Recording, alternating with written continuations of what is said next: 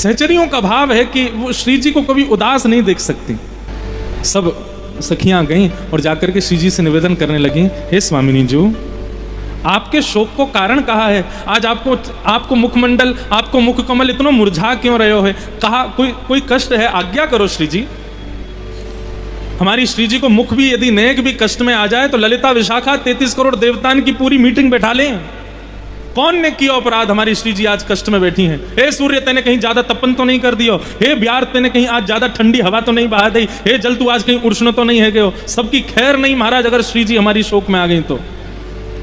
ललिता विशाखा ने पकड़े 33 कोटि देवता बैठा दिए सबरे वृंदावन में, बोले आज हमारी श्री जी शोक में क्यों है?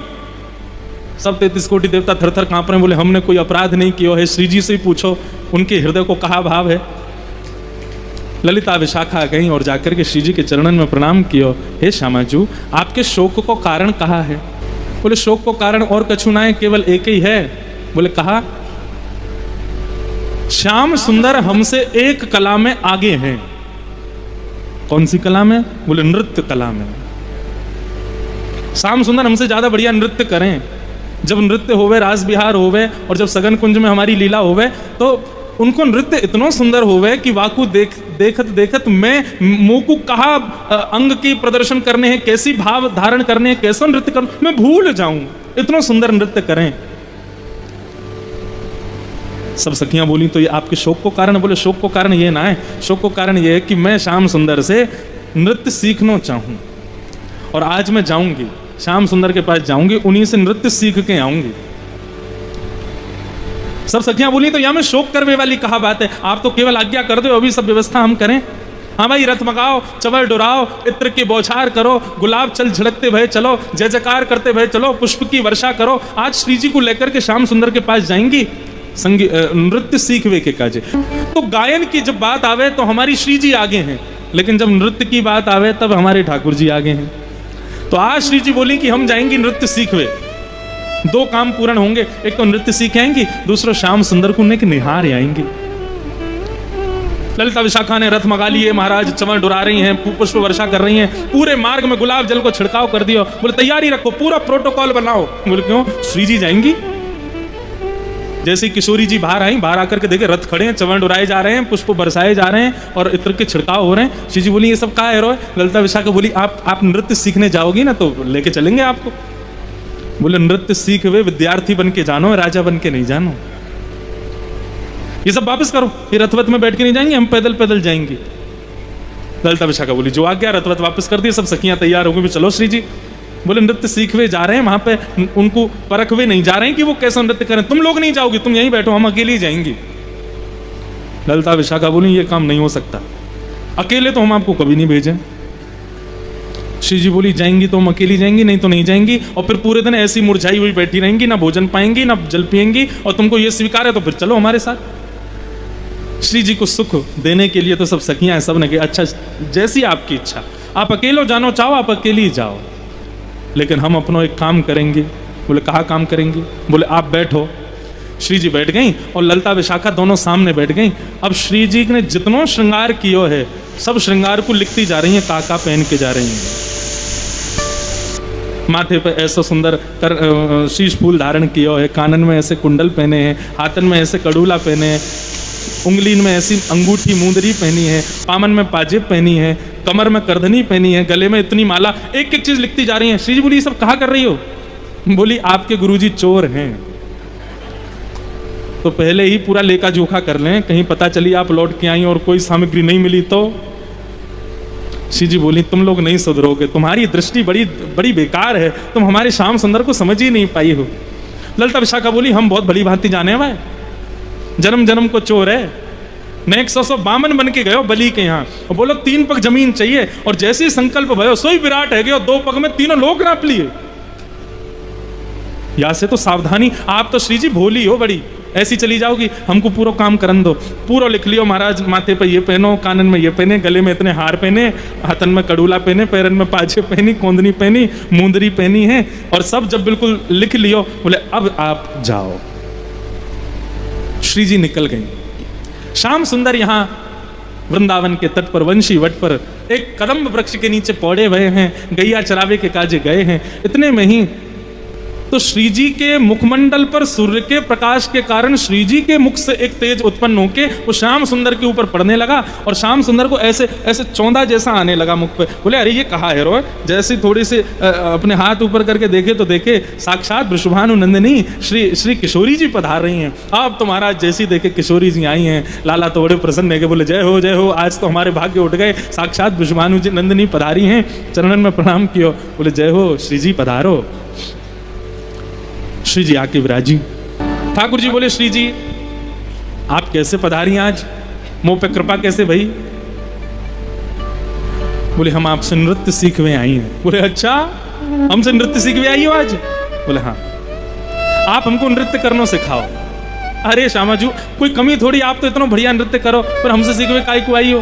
बोले नहीं आप जैसा नृत्य करना, ब्रजभाषा समझ आ रही है ना, मुझे आप जैसा नृत्य करना है। ठाकुर जी बोले 3 बातों को ध्यान रखियो। पहली बात जैसो गुरु बतावे वैसो पालन करियो। दूसरी बात भाव में बिल्कुल भी भंगिमा नहीं होनी चाहिए। यदि नृत्य करते करते आप श्रमित रह जाओ तो मुखमंडल पर दिखाई नहीं देना चाहिए। तीसरी बात मैं जैसो जैसो कहूं यूं हाथ ऐसे हाथ, उनको विशेष ध्यान रखियो, ताल नहीं छूटनी चाहिए। श्री जी बोली जैसे बताओगे करेंगे, लेकिन आप हमको नृत्य सिखाओ। अब सामने ठाकुर जी खड़े हैं, वंशी आदि सब कदम के नीचे धर दई और उनके सामने श्री जी खड़ी हैं। अब ठाकुर जी उनको नृत्य करना सिखा रहे हैं और सामने श्यामा जी नृत्य कर रही हैं। ठाकुर जी कह रहे हैं श्री जी आपको नृत्य करने की कहाँ आवश्यकता है? श्री जी बोली क्यों? बोले आप तो केवल अपनी भ्रगुटी टेढ़ी कर ले, वही से ही सब नृत्य करने लग जाएं। ठाकुर जी जब नृत्य करें तब उनको देख करके सब नृत्य करें, लेकिन हमारी किशोरी जी तो ऐसे भ्रगुटी टेढ़ी कर लें तो वृक्ष पर बैठे हुए पशु पक्षी भी नृत्य करने लग जाएं। हे किशोरी जी वास्तव में आपको नृत्य सीखने की जरूरत नहीं है। क्यों? मोए नृत्य करवे के काजे हाथन के अंग प्रत्यंग बनाने पड़े, पैरन के अंग प्रत्यंग पैर आगे पीछे करने पड़े, लेकिन आपको नृत्य तो केवल भौं ऊपर नीचे है जाए वैसे ही नृत्य है जाए। आपको नृत्य की कहाँ आवश्यकता है? मुंह को आकर्षण करवे के काजे त्रिभंग लली बन के खड़ो होना पड़े, लेकिन आप तो केवल अपनी तिरछे कटाक्ष से कोई को देख लोगी वही से मोहित है जाएगा। किशोरी जी क्या कर रही हैं? नाचते नाचते अब ठाकुर जी कहें ऐसे ऊपर भुजा करो, ऐसे नृत्य करो, तो किशोरी जी कर तो रही है लेकिन जबरदस्ती अपने भाव को भंग कर दें, जबरदस्ती हाथन को उल्टो सीधो कर दें। ठाकुर जी कहें अरे ऐसे नहीं करना, ऐसे करना है, तो फिर श्री जी कहें आप ही बताए दो आके कैसे करना है। ठाकुर जी बोले सब जानना हूं मैं मन की बात, ये नृत्य वृत्य तो सब भानो है, आप मुंह को देखवे आइयो। श्री जी बोली क्यों कौन हो तुम? बोले मैं बड़ो मलूक हूँ, यहाँ हमारे मुंह को देखवे आइयो आप, मैं जानू मेरे रूप देखवे में आपको सुख मिले। कितनी बड़ी बात। यहाँ पे श्री जी बोली लाला तुम इतने प्यारे लग रहे हो, नंद के किशोर तो पे डारू तरण तोड़ प्यारे, सुन मुरली की घोर मेरे मन नाचे मोर। ठाकुर जी बोले आप कह रही हो मुंह पे तरण तोड़वे की बात, आप कोई कम हो? आप कैसी लग रही हो? नृत्य होने लगा। अब तो महाराज नृत्य भयो और जो किशोरी जी जिस भाव से गई वो भाव पूर्ण हुआ।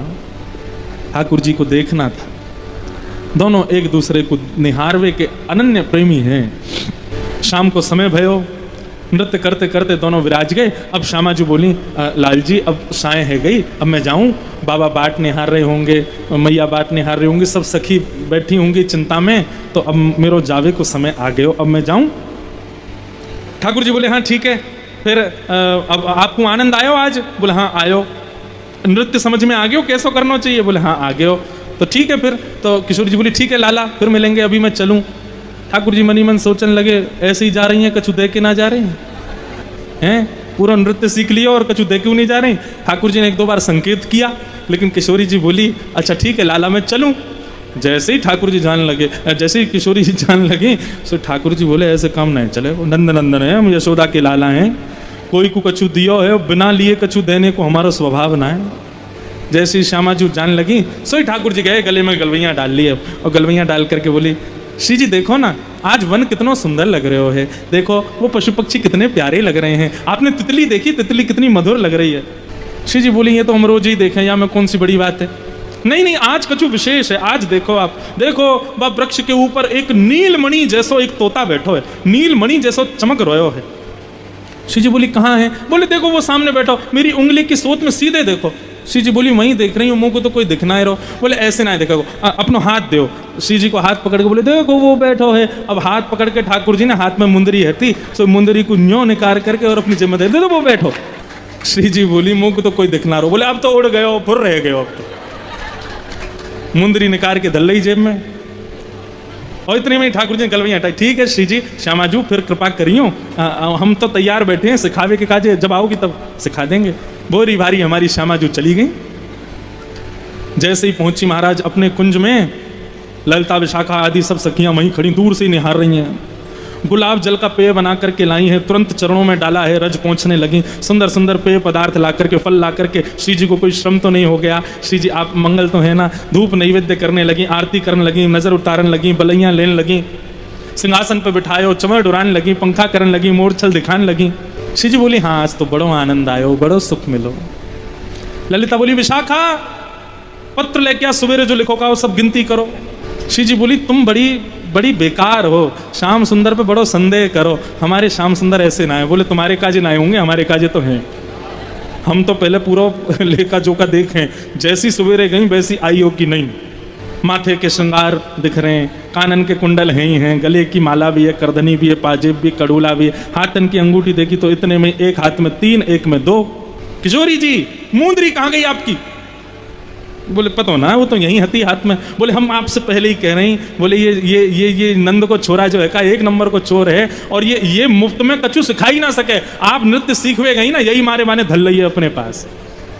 श्री जी बोली तुम लोगों को स्वभाव बड़ो बेकार है, ऐसे संशय ना करना चाहिए, हमारे श्याम सुंदर ऐसे नहीं। बोले वो ऐसे ही हैं, और सुनो अब आप जाके पहुंच जाओ, आराम करो, कल हम जाएंगी नृत्य सीखवे, हम भी तो देखें कैसे नृत्य सिखावे। दूसरे दिन ललिता विशाखा आदि सब सखियां पहुंच गई, नंदनंदन अपनी गैया चरा रहे। दूर से ही ठाकुर जी ने देख लें कि श्री जी की सखियां आई हैं। ठाकुर जी समझ गए, बोले जरूर इन लोगों ने पता चल गई है। सब सखियां आकर के खड़ी हो गई और ऐसे देखने लगी ठाकुर जी को। ठाकुर जी बोले कहा है? बोले दे दो। ठाकुर जी बोले मुंह पे ना है। पकड़ी गई चोरी, कहाँ ना है तुम्हारे पास? बोले जो तुम मांग रही हो वो मुंह पे ना है। कहाँ मांग रही हो? बोले मुंह का पे तो कहाँ मांग रही हो? तो तुमने यूं कैसे कही कि मुंह पहना है? बोले तुमने भी तो कही दे दो।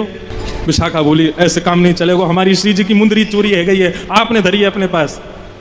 बोले मुंदरी ना चुरा में, हम तो तुम्हारी श्री जी चुरा लेंगे काउ दिना।